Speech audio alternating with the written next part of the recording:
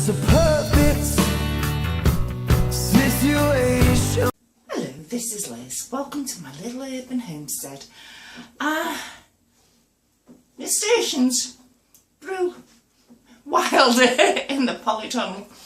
I didn't plant any this year. I planted some last year, but the seeds obviously fell and they've rooted, and I've got loads of them, so I'm using them. As you can see, all these nasturtiums, I didn't plant even one nasturtium this year, but I did have some last year, and obviously seeds dropped, and they have germinated and filled this bed this year. So I'm not going to let them go to waste. I'm going to use them, and I'll now show you how I'm going to use them.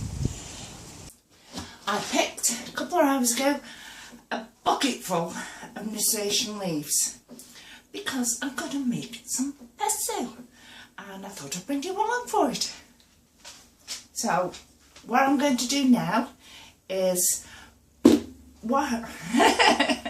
like I'm playing a drum.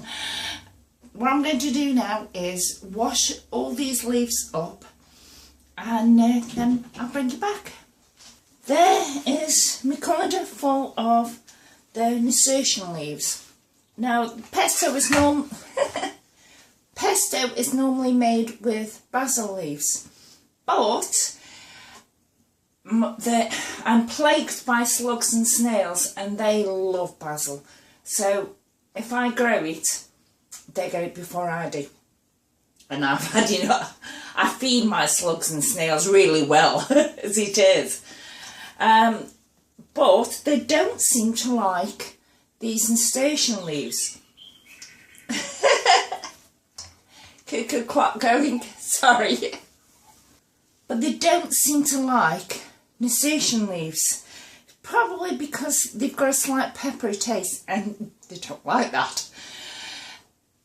So I can use them, and they're not slug damaged. But some butterflies, I think it's a cabbage white, prefers to lay on these.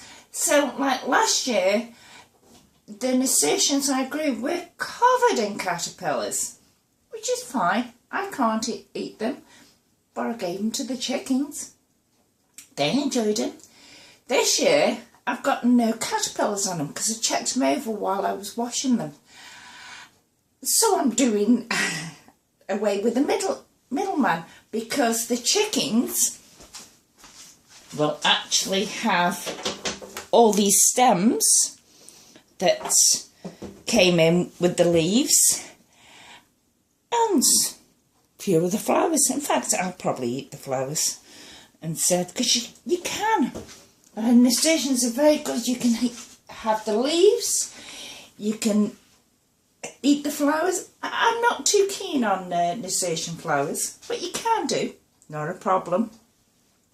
And when they go to seed, if you collect the seeds, you can pickle them up and use them instead of capers. So they're a very versatile plant, plus you get the lovely little flowers off them. But I'm digressing here. Right,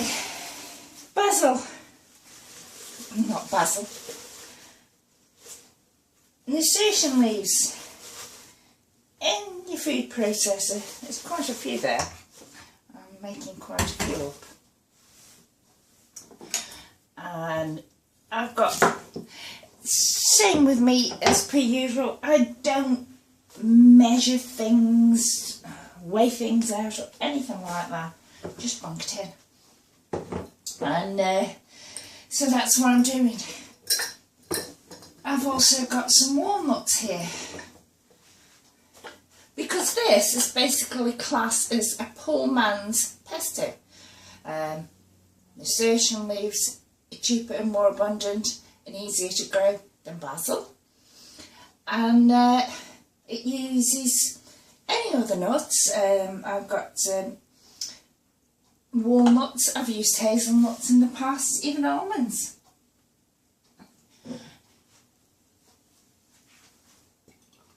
And garlic.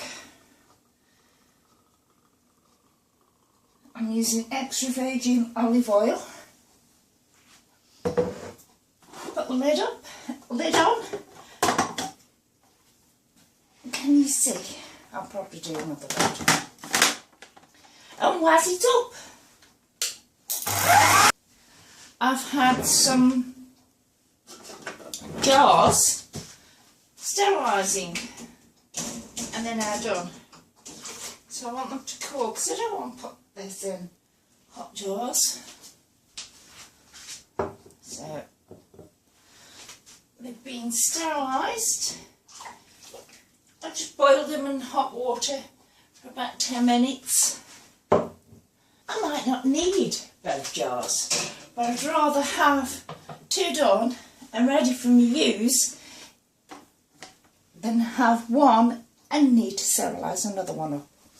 So I'm going to do all these in the same way because I can just add to this now because the leaves seem to take up a lot of space.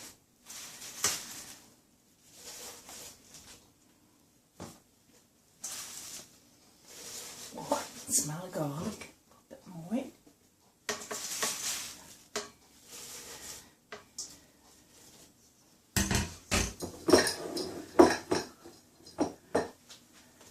So that's a colander full of nasturtium leaves and a couple of handfuls of walnuts and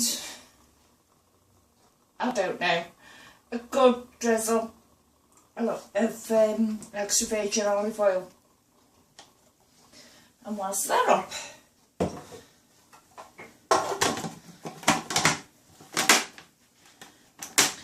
now when it's gone, you can find out whether you need to add more. And I think I need a bit more olive oil.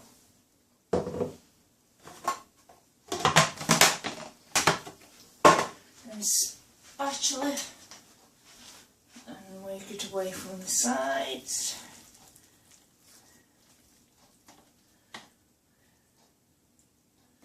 And it's looking quite ready.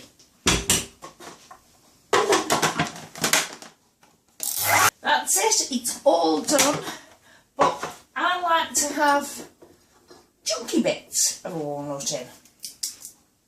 So I'll shove a few in now and just give it a quick blast. That's it. And it's done. My canning funnel doesn't like to sit. And there. They're all clean and that, but I'm just dunking them in the water that I boiled the jars in. That one doesn't sit in well.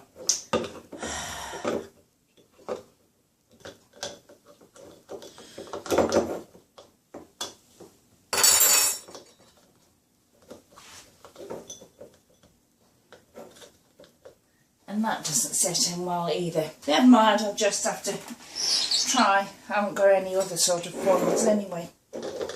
And that's more sturdier than the others. Make sure you've turned it off at the plug. I know there's a safety mechanism on them that means it won't go if the lid isn't locked down. But better be safe than sorry. And then just dollop it in.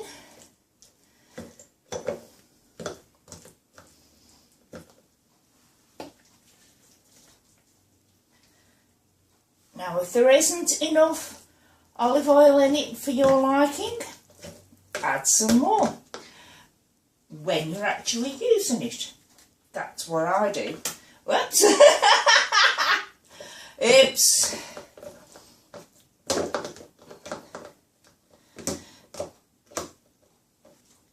Can't be in the kitchen without making a mess. And that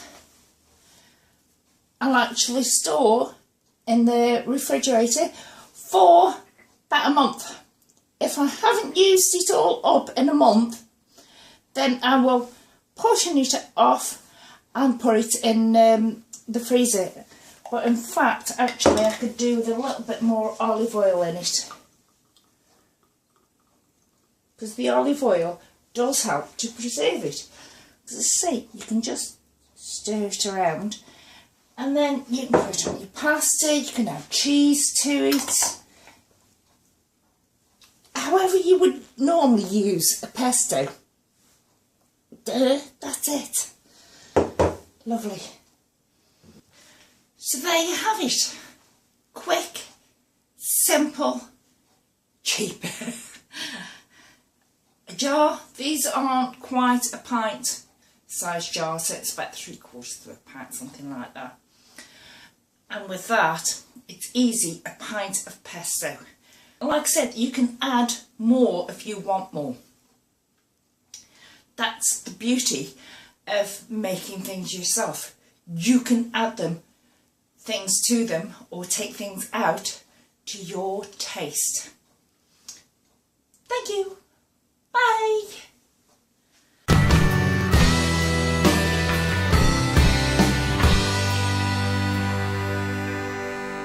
It's a